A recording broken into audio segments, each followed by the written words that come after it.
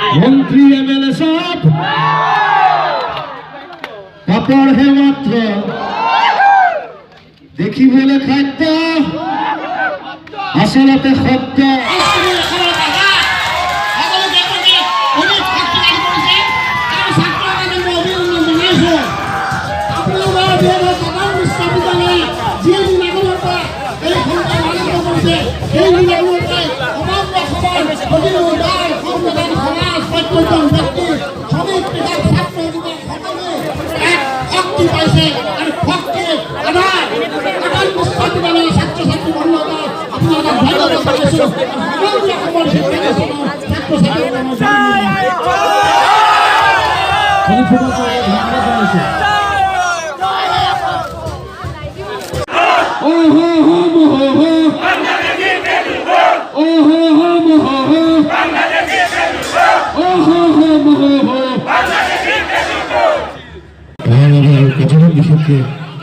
ধন্যবাদ জানাব গোটেই সুন্দৰ প্ৰচেষ্টা দিলে আৰু সকলোবিলাক বেছি কথা ক'ব নহয় সময় মাত্ৰ খালি যেতিয়া দৰকাৰ হয় গতিকে কথা এটা কওঁ বিজেপি চৰকাৰৰ মতে বিজেপিৰ গোটেইখিনি গানখন লৈ আছিলোঁ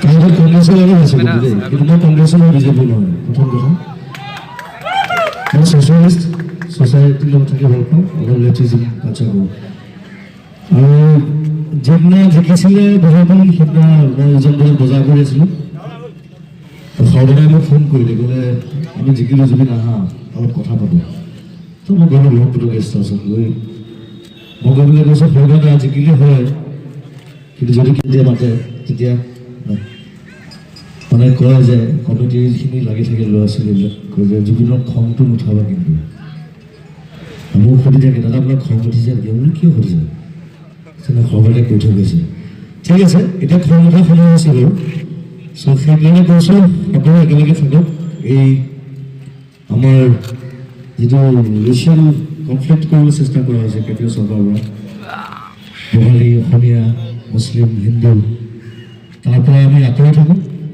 একো নহয় যাতে বৰ্তমান আমাৰ মাজত তেওঁলোকে যিমান পাৰে চেষ্টা কৰিব একো আৰু সদায় দেখিছোঁ সৰুবিলাক যে সদায় অসমৰ ওপৰত কিবা অত্যাচাৰ চলিয়ে থাকে কেন্দ্ৰীয় চৰকাৰে যি চৰকাৰে নহওক কংগ্ৰেছেই হওক বিজেপিয়ে হওক আৰু নৰ্থ ইষ্টখনটো ভাঙি ভাঙি শেষেই কৰিলে নাইকিয়া কৰিলে এইটো জৱাহৰলাল নেহৰুৱে আৰম্ভ কৰি থৈ গৈছিলে এইটো চলাই আছে এতিয়ালৈকে চ' তাৰ পৰা আমি আঁতৰি থাকোঁ আৰু ইয়াত কোন কোন ধৰণৰ আমি যিটো আন্দোলন আৰম্ভ কৰিছোঁ সেইটো অব্যাহত থাকিব সকলো একেলগে থাকিম আৰু দৰকাৰ হ'লে ইয়াতকৈও ডাঙৰ আমি যুদ্ধ কৰিম একেলগে জয় অসম জয় অসম জয় অসম 1971 যিটো 71 আছিলেতো গতিকে তাৰ পিছত আৰু হিন্দু হওক মুছলমানে হওক ভগৱানে নহওক লাগিলে তাত নহ'ব কথাটো ক'ব থেংক ইউ ভেৰি মাছ সংবিধানে থাকক মই আছোঁ সদায় লগত মই থাকিম যেতিয়া দৰকাৰ হয় আৰু মোৰ ঘৰৰ ওচৰতে ফাগুলতে কালা হ'লেও কিবা দৰকাৰ হ'লে আৰু কোনোবা আন্দোলনকাৰীক যদি এৰেষ্ট কৰিবলগীয়া হয় মোৰ ঘৰৰ পৰা এৰেষ্ট কৰিলে হ'ল লগতে মোক এৰেষ্ট কৰিলে ধন্যবাদ জনাইছোঁ আমি গৰিমা বাৰ পৰা কিছু কথা শুনিব বিচাৰিছোঁ মাত মাতিবলৈ চেষ্টা কৰিছোঁ আৰু কেব বাতিল নোহোৱালৈকে সেই মাত মাতিয়ে যাম আমি যিখন চৰকাৰক খুব সবল শক্তিৰে সবল আমাৰ যি যেনেকুৱা ধৰণৰ আমাৰ মাত আছে বা যেনেকুৱা ধৰণৰ ভাষা আমি প্ৰয়োগ কৰিব লগা হয় তেনেকৈ ধৰণে মাত মাতিব লাগিব তেওঁলোকৰ বিৰুদ্ধে যেনেকৈ সংগ্ৰাম কৰিব লগা হয় তেওঁলোকে বাধ্য কৰিছে সেইমতে সংগ্ৰাম আমি চলাই যাম কিন্তু কেব কেতিয়াও হ'বলৈ নিদিওঁ সেইটোৱে কথা তেওঁলোকে নিজৰ পাৱাৰ দেখাইছে তেওঁলোকে নিজৰ গাদীত বহি পেলাই আত্মবিশ্বাস হৈ লাগিছে যে আমাৰ শক্তি আছে সেই শক্তি আমি প্ৰদৰ্শন কৰিমেই কিন্তু ৰাইজৰ শক্তি তেওঁলোকে দেখা নাই তেওঁলোকক ৰাইজেহে বনাইছে গতিকে কাইলৈ তেওঁলোকে গাদীত বহি থাকিবলৈ হ'লে ৰাইজৰ সতে যদি নাথাকে তেতিয়াহ'লে তেওঁলোকো নাথাকে সেই কথাটো তেওঁলোকে বুজি পালেই হ'ল আৰু কটনিয়ানৰ এই পদক্ষেপ সঁচাকৈ প্ৰশংসনীয় আৰু প্ৰশংসনীয় বুলি আজি আচলতে প্ৰশংসা কৰিবই নালাগে কাৰণ অসমৰ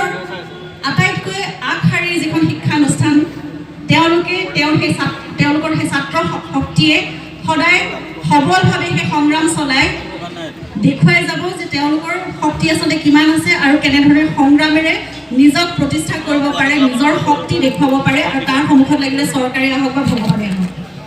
গতিকে এসময়ৰ যেতিয়া কটনীয়া নাছিলোঁ, আজি মই সেই দায়িত্ববোধটো নিজে অনুভৱ কৰিছোঁ, সেইকাৰণে আগবাঢ়ি আহিছোঁ যে আজিও মই কটনীয়ান আৰু কটনীয়ানৰ ৰণসংকাৰত মোৰ এষাৰ হ'লেও মাত থাকিবই লাগিব। সেইবাবে আজি মই কটনীয়ানৰ মাজত আহি থিয় হৈছোঁ, সদায় থাকিম।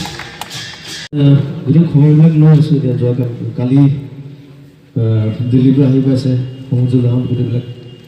চ' মোৰ বন্ধু চিত্ৰ কালি মূৰত গৈ পেলাই প্ৰায় 1 ঘণ্টা কথা পাতিছে এই বিষয়ে। চ' কি ধৰণে আমি আগবাঢ়িব লাগিব সেইটো অলপ আলোচনা বহিব লাগিব, গোটেইবিলাক বহি চব দল সংগঠন যিমান প্ৰতিনিধিসকল আছে আৰু যিবিলাক আন্দোলনকাৰী লাগি আছে।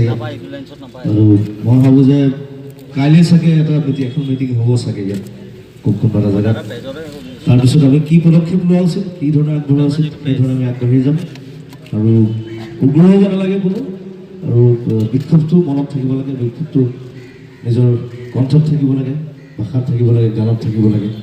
সেইধৰণে আমি আগবাঢ়িম আৰু কালি পৰহিৰ ভিতৰত আমি গম পাম কি ধৰণে কেনেকৈ আগবাঢ়িম। চ' এতিয়া মই গোটেইখিনি কথা মই অকলে ক'ব নোৱাৰিম, কাৰণ ন্যায়ালয়ত যদি যাব লাগে, আমি সুপ্ৰিম কোৰ্ট যাব লাগে, আমি যাম। গতিকে অসমৰ ৰাইজ আছে, কিয় নাযাব? অভিয়াছলি যাম। প্ৰথম নামটো মই থিয় হ'ম। চ' আমি আছোঁ যেতিয়া অসম থাকিব, আমি আছোঁ যেতিয়া ভাষা থাকিব, জাতি থাকিব, অসমীয়া থাকিব। চ' তেওঁক কোনোবাতে হ'ব নিদিওঁ। আমি নিজৰ ধৰণে সুন্দৰকৈ আমি আন্দোলন চলাই যাম আৰু মই ভাবোঁ, মই আশাবাদী আমি জিকিম ইয়াত। Thank you. সাংস্কৃতিক প্ৰতিবাদ স্বৰূপে মন্ত্ৰী MLA সব পাপৰ হে মাত্ৰ, দেখিবলৈ খাদ্য আচলতে শব্দ কথা বুজি কয় যে তাকে শুনি আমি আমাক মানে গুৰু বনাই দিছে। কথা কৈ যেন আমাৰ ব্ৰেইন নাই, আমাৰ আচলতে বেছি ব্ৰেইন আছে। পলিটিক্স নকৰিবা বন্ধু, পলিটিক্স নকৰিবা বন্ধু, পলিটিক্স নকৰিবা আমাৰ লগত, সেইটোৱে কথা। ধন্যবাদ জনাইছোঁ। আৰু হাজাৰ হাজাৰ ৰাইজ ওলাই আহিছে। আমাৰো কথা আছে, আমি শুদ্ধ নহয়, আমি শুদ্ধতাত আমি বিশ্বাসী আৰু আমি শুদ্ধ ধৰণে শুদ্ধ প্ৰক্ৰিয়াৰে আমি প্ৰদৰ্শন কৰিছোঁ। গতিকে আমাৰ কথা মানি ল'বই লাগিব। উচ্চতম ন্যায়ালয়ৰ কাষ চাপিব নেকি? আমি দৰকাৰ আমি ন্যায়ালয়ত যাম, সুপ্ৰিম কোৰ্ট যাম। গোটেই অসমৰ ৰাইজ আছে যেতিয়া আমাৰ বিৰুদ্ধে কেতিয়াও জিকিব নোৱাৰে এই অপকৰ্মত। আগতো এবাৰ প্ৰতিবাদ হৈছিল, আগৰবাৰ নাহিলে আকৌ আমাৰ এতিয়া আকৌ তেওঁলোকে জাপি দিব বিচাৰিছে। চৰকাৰটো চলি আছে ইমান, আৰু আমাৰ মন্ত্ৰী MLA বহুতে পাল্টি মাৰিছে সময়। চ' তেওঁলোককো অনুৰোধ জনাইছোঁ যাতে কাটি নাখায় এনেকৈ, আৰু তেওঁলোকৰ প্ৰতি মানুহৰ বিশ্বাস নাইকিয়া হৈ যাব। আৰু এখন চৰকাৰ মানুহেহে বনায়, গোটেই শক্তিটো মানুহৰ গাত। মানুহে ইচ্ছা কৰিলে আকৌ ভাঙি দিব পাৰিব, সাধাৰণ। গতিকে সজাগ হওক, তেওঁলোকো কেব হ'ব নিদিয়ক।